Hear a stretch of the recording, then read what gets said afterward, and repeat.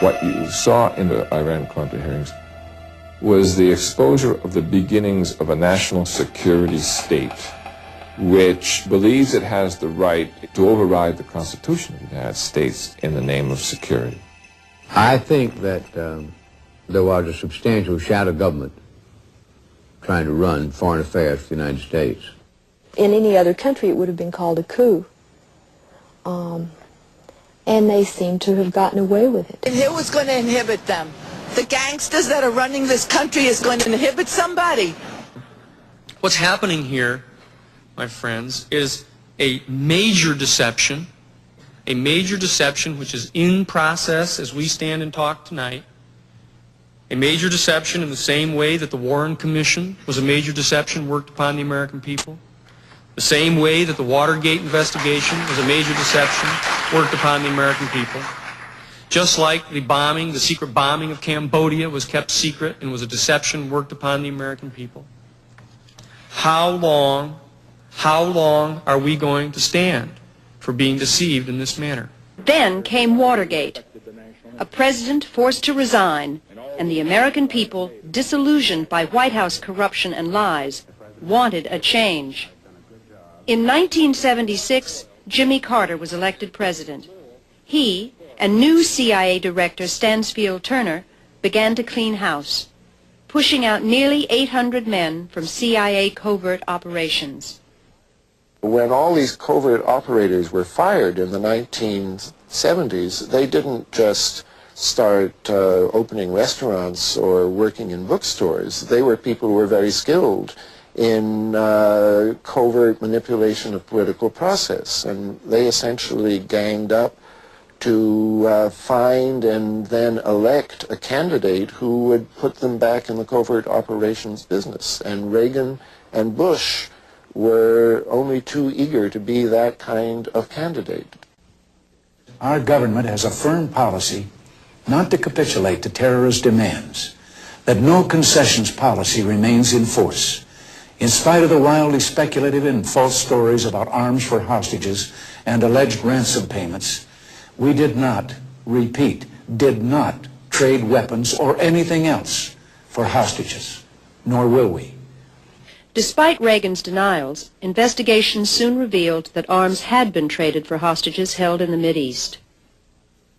A few months ago, I told the American people I did not trade arms for hostages. My heart and my best intentions still tell me that's true, but the facts and the evidence tell me it is not. There were 2 meetings that we know of for certain to date that happened, one in Washington, D.C., and one in Paris, France, before the 1980 election in October of 1980, where George Bush, then vice presidential candidate, Richard Allen, who became Reagan's first national security advisor, Donald Gregg, who became Bush's national security advisor and still is, passed millions of dollars to the Iranians to delay the release of our 52 hostages an additional 76 days. They met with an emissary of the Khomeini regime who offered a deal that they thought Reagan and Bush could not refuse, and that was, we will delay the release of the 52 hostages if you will promise us all the arms that we could possibly want in the war against Iraq once you become President of the United States. Secret team, or simply a loose association of individuals.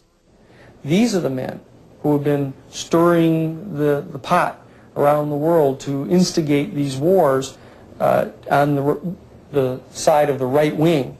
And that's the group that we're dealing with right here, who are making war around the world for their own personal profit.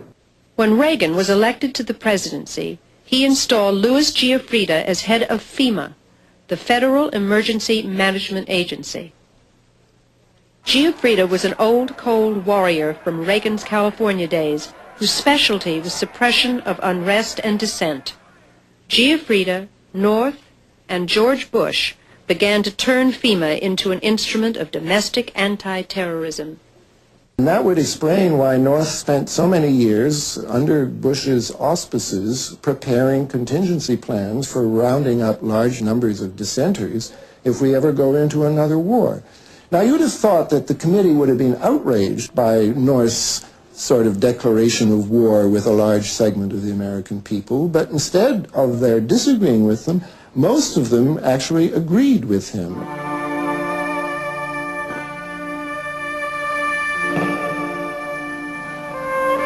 The fear of an enemy within is not new in American government. In 1942, amidst the hysteria following the bombing of Pearl Harbor, over 100,000 Americans of Japanese descent were rounded up and put into mass prison camps. They were accused of no crime, given no trial, but remained incarcerated for several years. This internment of Japanese Americans is thought by many to be one of the darkest moments in American history. But could it happen again?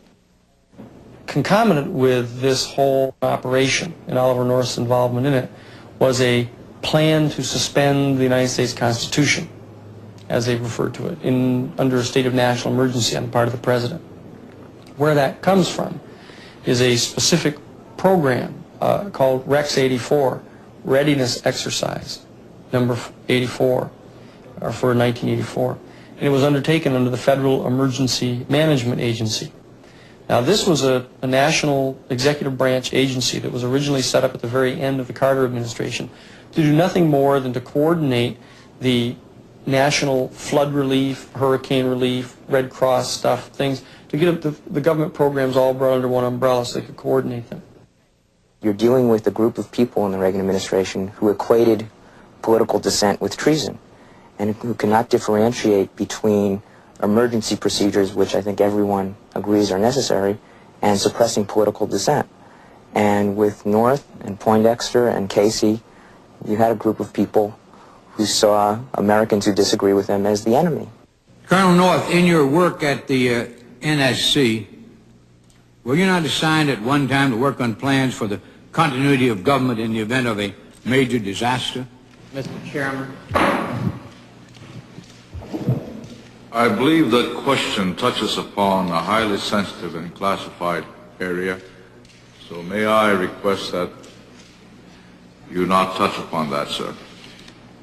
I was particularly concerned, Mr. Chairman, because I read in Miami papers and several others that there had been a plan developed by that same agency, a contingency plan in the event of emergency that would suspend the American Constitution. And I was deeply concerned about it and wondered if that was the area in which he had worked.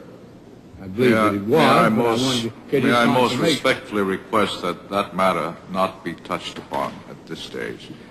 If we wish to get into this, I'm certain arrangements can be made for an executive session. And tragically, the only member who got close was Jack Brooks, and he was stopped by the chairman. But the truth of the matter is that, yes, you do have those standby provisions, and the plans are there, and the statutory emergency plans are there, whereby you could, in the name of stopping terrorism, apprehend, invoke the military, and arrest Americans and hold them in detention camps. It is not a CIA gone wild or a secret government operating on its own. It's a group of people doing things with the authority of and at the direction of the White House. Now, I believe that the American people understand that democracy cannot survive that kind of abuse.